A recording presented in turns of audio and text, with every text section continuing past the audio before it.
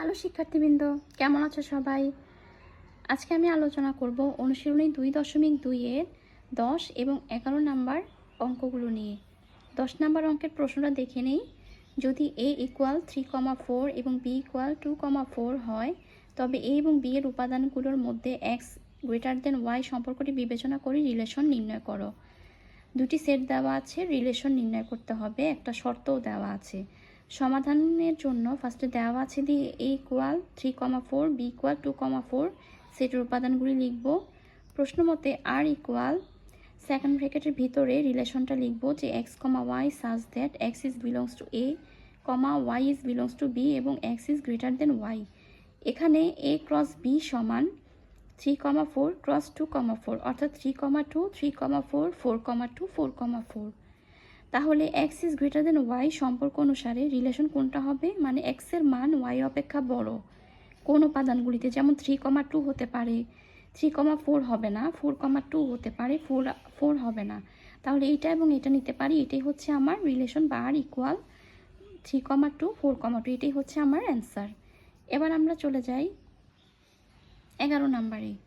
যদি সি এবং ডি দুটি সেট দেওয়া থাকে, তাহলে সি এবং ডি এর উপাদানগুলোর মধ্যে x+1 is less than Y সম্পর্কটি বিবেচনায় থাকে, তবে রিলেশনটি নির্ণয় করো। এখানে সেট হচ্ছে সি এবং ডি, আর শর্ত হচ্ছে x+1 is less than Y. তো সমাধানের জন্য দেওয়া আছে দিয়ে সি এবং ডি সেট লিখব। প্রশ্ন মতো relation R equal x, y such that x is belongs to C, y is belongs to D এবং x+1 is less than Y. আর এর বর্ণিত শর্ত থেকে আমরা পাই x+1 is less than Y.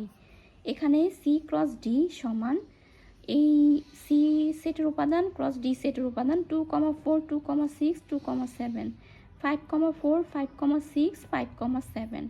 এখন প্রদত্ত শর্তানুসারে নির্ণয় ও অন্যয়, অর্থাৎ এখানে মানে কোন শর্তে মানে x+1 is less than Y এই শর্তটা কোন উপাদানের জন্য প্রযোজ্য সেটা দেখব।